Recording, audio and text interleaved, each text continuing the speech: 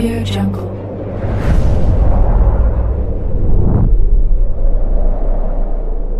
Yo, balik lagi bersama Mimin di Manhwa TV. Kali ini kita akan lanjutkan pembahasan dari cerita My Unbeatable Passive Skill Lets Me Deal Massive Damage.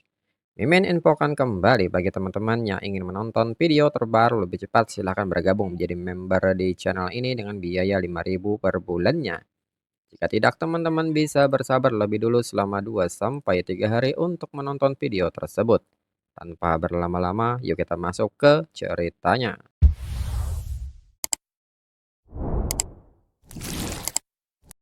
Hong Gaoyi mengatakan secara alami sebagai guild level 10, mereka tidak bisa begitu saja menyerah pada Everlasting Fake tanpa perlawanan.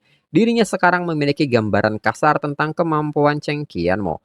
Apakah mereka bisa menang atau tidak itu tergantung takdir. Kini berpindah ke ruang konferensi. Xing Yuan pun kini bertanya apa artinya ini. Membiarkan semua anggota tingkat tinggi melangkah lebih jauh. Qianmo mengatakan bahwa secara harfiah itu sudah jelas. Semua orang bisa menjadi lebih kuat dari sebelumnya.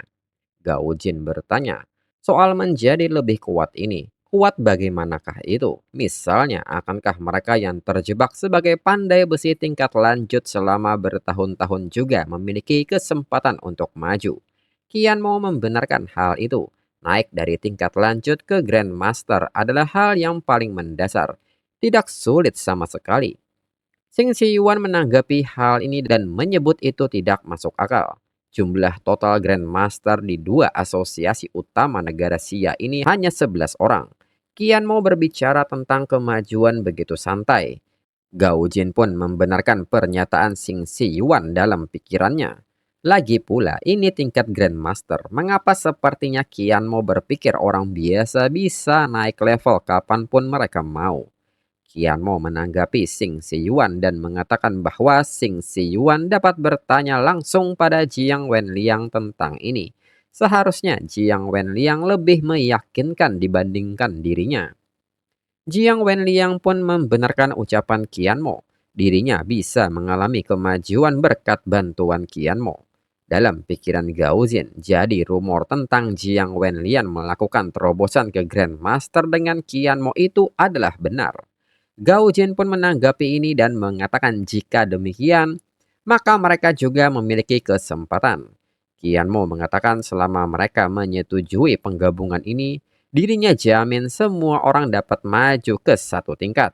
Gao Jin pun pada akhirnya menyetujui penggabungan ini. Keputusan ini juga diikuti oleh anggota yang lainnya. Dan mereka berjanji akan melayani Qianmo sebagai presiden utama. Namun Xing Siyuan sendiri menunjukkan respon berbeda serta mengatakan bahwa hal-hal yang telah datang ini dirinya akan meninggalkan asosiasi profesi kepada Presiden Cheng Qianmo dan pensiun untuk pengasingan. Namun Qianmo meminta Xing Siyuan untuk menunggu. Qianmo mengatakan bahwa untuk Qin Feiyu, Jiang Wenliang dan Xing Siyuan bisa bertahan sebentar. Sedangkan yang lainnya bisa melangkah keluar lebih dulu dan menunggu sejenak. Dalam pikiran Qianmo, Xing Siyuan masih perlu tinggal dan bekerja. Bagaimanapun seorang Grandmaster kelas ganda akan menjadi kerugian yang terlalu besar jika dilepaskan. Lagi pula, dirinya tidak punya cukup energi untuk mengelola begitu banyak orang. Setelahnya, Xing Siyuan pun kini bertanya, Qianmo sudah mendapatkan apa yang Qianmo inginkan, jadi apalagi yang ingin Qianmo katakan? Qianmo meminta Xing Siyuan untuk tidak terburu-buru, sekalipun dirinya memiliki motif egois sebelumnya. Xing Siyuan bisa menilai setelah mendengar apa yang akan dirinya katakan selanjutnya. Jika Xing Siyuan masih keberatan, dirinya bisa mengembalikan kekuasaan. Xing Siyuan pun bertanya soal mengembalikan kekuasaan ini. Apakah Qianmo mencoba menggertak orang tua ini? Sementara itu kini di luar gedung, orang-orang pun bertanya mengapa mereka berbicara begitu lama. Salah seorang pun bertanya apakah menurut Elder Gao, Xing Siyuan akan menyetujui penggabungan ini. Elder Gao bertanya bukankah Xing Siyuan sudah setuju. Melihat situasinya, Presiden Cheng Qianmo bermaksud agar Xing Siyuan tetap tinggal. Menurut pendapat dirinya, penggabungan cukup bagus. Lihat Everlasting Fake, baru beberapa tahun sudah hampir mencapai gold level 10. Orang lain pun membenarkan hal itu. Presiden Cheng Qianmo mengatakan bahwa dia dapat membantu mereka maju ke tingkat Grandmaster. Dirinya terjebak di tingkat Master selama 30 tahun. Temannya pun membenarkan hal itu, dirinya tidak punya banyak tahun lagi untuk hidup. Jika dirinya bisa menjadi Grandmaster, dirinya bisa mati tanpa penyesalan. Lalu tak berselang lama, Qianmo dan Xing Siyuan pun kini keluar. Xing Siyuan pun kini mengatakan bahwa mulai hari ini Asosiasi Profesi Lifestyle dan Asosiasi Pandai Besi resmi bergabung. Dengan Cheng Qianmo menjabat sebagai presiden utama, dirinya juga akan mengikuti perintah di bawah komando Presiden Cheng Qianmo. Mendengar hal ini, salah seorang dari mereka bertanya bagaimana Xing Siyuan bisa setuju. Namun orang lain mengatakan siapa yang peduli itu, ini sudah luar biasa. Qianmo kini mengatakan bahwa dengan ini dirinya umumkan bahwa efektif hari ini Asosiasi Lifestyle dan Asosiasi Pandai Besi akan dibubarkan, digantikan oleh asosiasi baru yang disebut Asosiasi Pengrajin. Dan dirinya akan menjabat sebagai presiden utama yang pertama. Orang-orang pun kini bersorak serta menyebut Everlasting Fake telah menambahkan satu lagi ke dalam kerajaan bisnisnya. Lalu Xing Siyuan kini bertanya kepada Qin Feiyu soal invasi kekosongan yang disebutkan Qianmo. Apakah dia tidak mengarangnya hanya untuk membuat dirinya bergabung? Qin Feiyu mengatakan bahwa dirinya berharap itu palsu, tapi itu benar-benar nyata. Kalau tidak, mereka tidak akan mendukung Qianmo dengan begitu putus asa. Tetapi dengan pahlawan seperti itu di negara Xia, dirinya yakin mereka dapat dengan mudah mengatasi bencana apapun yang akan mereka hadapi. Kemudian kini berpindah ke depan gerbang Everlasting Fake. Daiso Maru mengucapkan terima kasih kepada Qianmo karena telah menjaga mereka berdua. Jadi tidak perlu mengantar mereka lebih jauh. Qianmo mengatakan bahwa itu tidak masalah, dirinya harap Daiso Maru dapat menyampaikan kata-kata dirinya kepada pemimpin Black Dragon Society ketika Daiso Maru kembali. Daiso Maru pun meminta Qianmo untuk tidak khawatir, dirinya akan menyampaikan pesannya. Meskipun dirinya ragu, orang-orang itu akan mendengarkannya. Selain itu, dirinya juga mengucapkan terima kasih kepada Qianmo. Aura dari pedang Heavenly Evil Cloud telah sepenuhnya hilang. Dirinya pasti akan berhasil menempanya setelah kembali ke rumah. Dan segera Daiso Maru mengajak Rhea untuk pergi. Namun Rhea nyatanya berbalik arah dan meminta kakeknya untuk menunggu. Rhea kini secara pribadi mengucapkan terima kasih. Kalau tidak, dirinya pasti sudah mati di bawah kendali Heavenly Evil Cloud. Qianmo mengatakan bahwa itu hanyalah bantuan kecil, tidak layak disebutkan. Dan Rhea secara tiba-tiba melayangkan salamnya serta mengatakan bahwa dirinya tidak akan melupakan Qianmo dan setelahnya pergi. Sedangkan Ruosi yang melihat ini seketika marah dan bertanya apa yang dilakukan gadis ini. Huang Tian yang mencoba menenangkan Ruosi memintanya untuk melupakannya. Ini hanya gigitan cepat, Qianmo tidak kehilangan apa-apa. Lalu Daiso Maru mengatakan kepada Rhea bahwa seorang gadis muda yang bertindak begitu tidak sopan sungguh tidak pantas. Rhea pun nampak kesal mendengar hal ini. Lalu Huang Tian kini bertanya apakah benar-benar tidak apa-apa membiarkan mereka berdua pergi begitu saja. Orang tua itu membawa senjata Heavenly Evil Cloud bersamanya. Qianmo mengatakan bahwa energi jahat dari Heavenly Evil Cloud telah ditempa oleh Phantom Azure Dragon miliknya. Bahkan jika menjadi pedang sungguhan di masa depan, itu tetap akan ditekan oleh dirinya.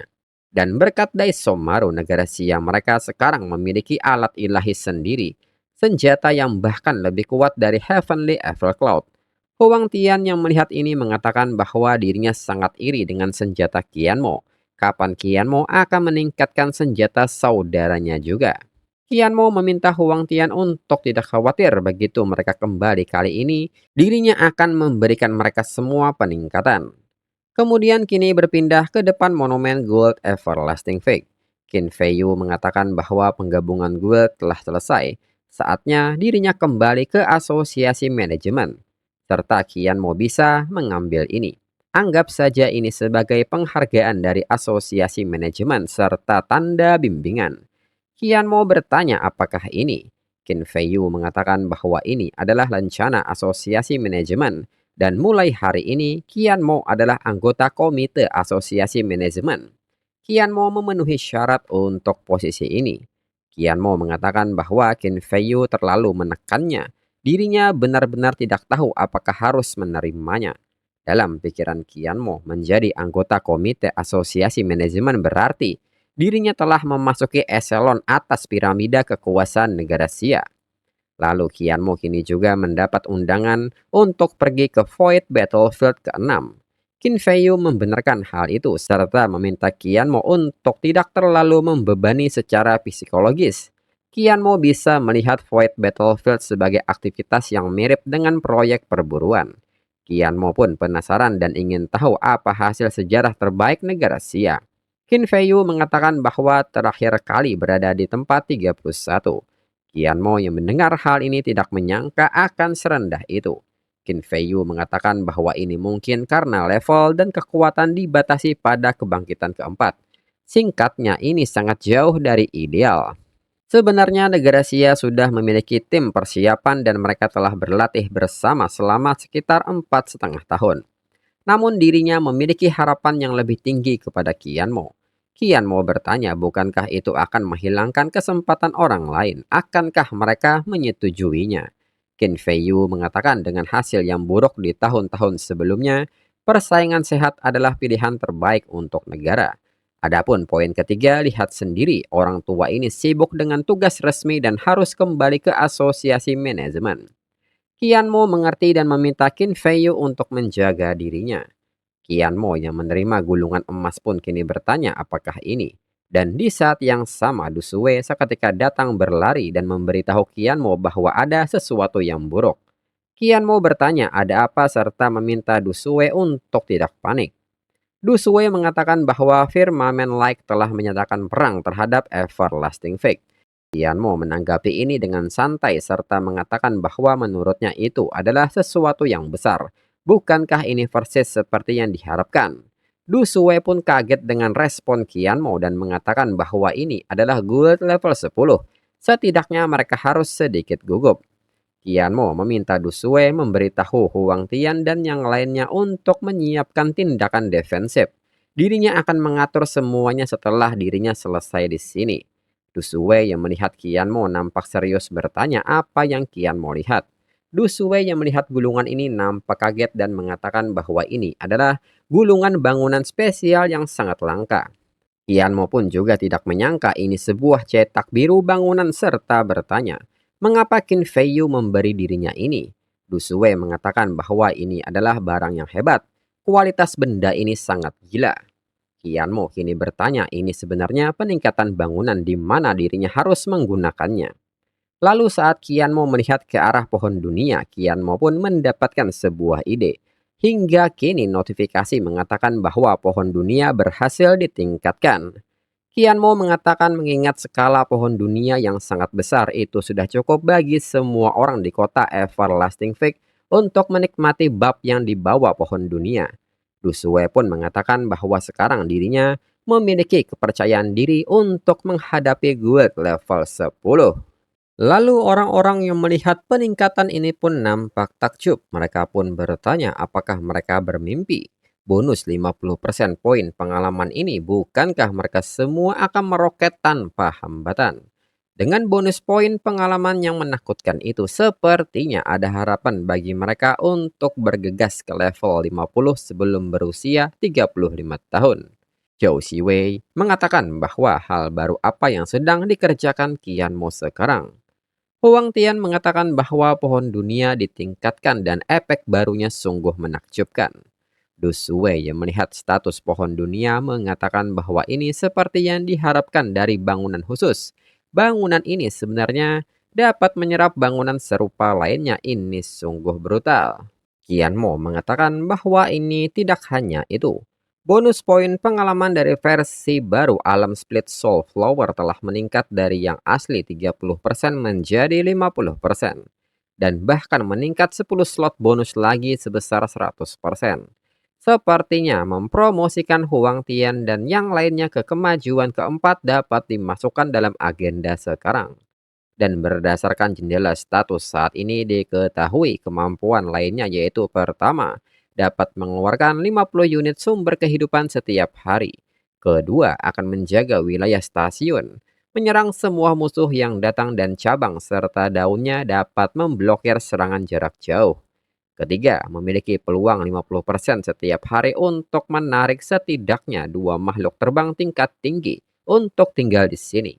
Dalam pikiran Kian Mo, pohon dunia yang ditingkatkan tidak hanya menggandakan produksi sumber kehidupan secara instan, tetapi juga meningkatkan efek peningkatan satu tingkat lagi. Selain itu, kemungkinan menarik makhluk terbang tingkat tinggi juga meningkat secara signifikan. Diperkirakan bahwa tidak lama lagi skala dan kekuatan Everlasting Fake Flying Squad akan mengalami lompatan kualitatif. Lalu kini Dusue mengucapkan selamat kepada Kianmo karena memilih tempat ini sebagai markas guild saat itu sungguh visioner. Kianmo mengatakan mengikuti jalur pengembangan ini mereka tidak jauh dari mencapai level 10. Kianmo meminta Dusue mengumpulkan semua eksekutif senior untuk rapat di ruang konferensi. Kemudian saat ini di ruang konferensi, Kianmo mengatakan bahwa dirinya memanggil semuanya untuk rapat kali ini. Pertama, untuk menangani serangan yang datang dari Firman Like, dan kedua, untuk merangkum pertumbuhan dan perubahan guild mereka saat ini.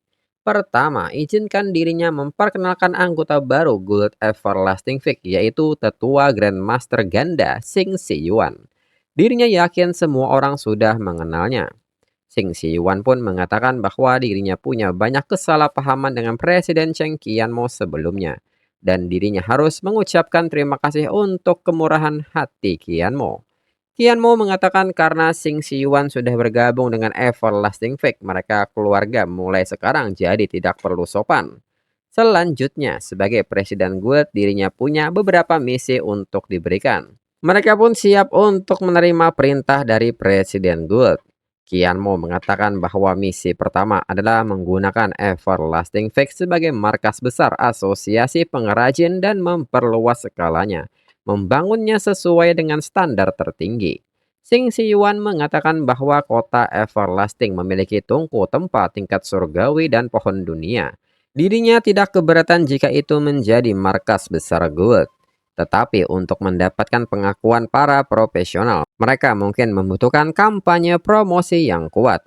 Qianmo menanggapi ini dan mengatakan bahwa dirinya akan mendesain ujiannya sendiri, dan Jiang Wenliang serta Sing Si Yuan akan mengawasinya. Mereka akan mengadakan evaluasi besar untuk semua skill profesi lifestyle di seluruh negara Xia. Jiang Wenliang pun mengerti demi menyerap pengrajin berkualitas tinggi di seluruh negeri, dengan semua manfaat diberikan sesuai dengan standar tertinggi. Sing Si Yuan menyebut ini sebagai ide yang bagus, tapi apa sebenarnya yang disebut standar tertinggi ini? Fan Hanyu mengatakan bahwa dihitung 5 kali lipat manfaat dari markas Sing Si Yuan sebelumnya. Dan mereka yang nilai ujian akhirnya berada di peringkat 5% teratas akan langsung masuk ke markas dan menikmati 10 kali lipat lebih manfaatnya. Sing Si Yuan yang mendengar hal ini nampak kaget dan meminta Fan Hanyu menunggu lebih dulu.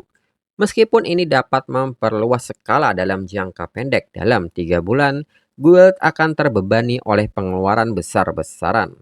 Fan Hanyu meminta Sing Si Yuan untuk tidak khawatir. Sing Si Yuan tidak mengerti sumber daya keuangan guild mereka saat ini. Mereka benar-benar haus akan bakat dalam hal pengrajin. Dalam pikiran Fan Hanyu, meskipun begitu, Sing Si Yuan ini adalah presiden umum dari asosiasi lifestyle. Pemikirannya sama seperti dirinya dulu. Sing Si Yuan belum melihat dunia besar. Sing Si Yuan pun mengerti karena wakil ketua guild Fan Hanyu berkata demikian, dirinya bisa tenang.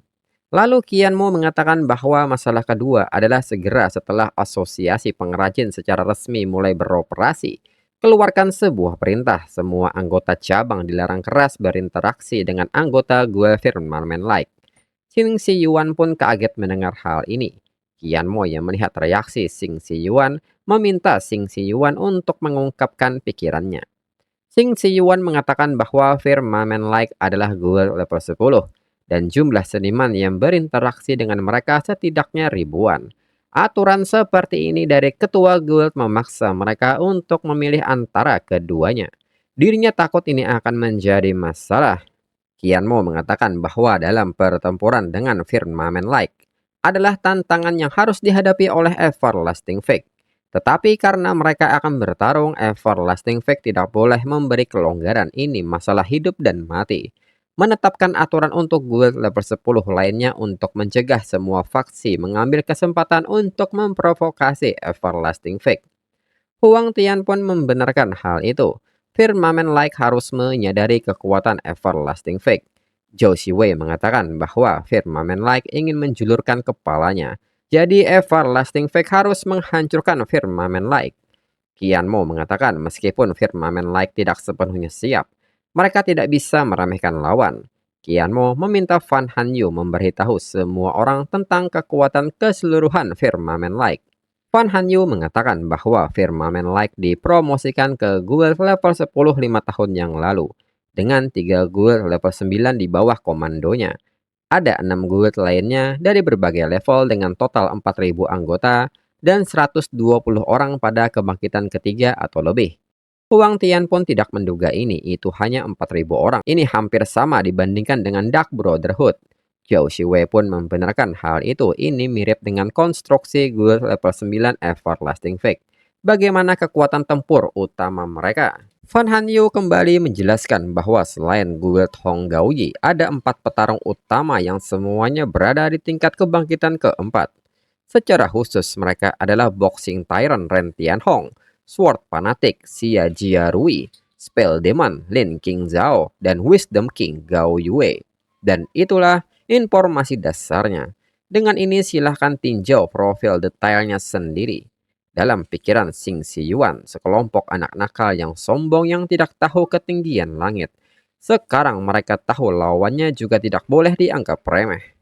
Lalu Qian Mo mengatakan bahwa semua orang sekarang seharusnya sudah memiliki gambaran yang baik tentang kekuatan Firmamen Like. Jadi jangan menyimpan angan-angan.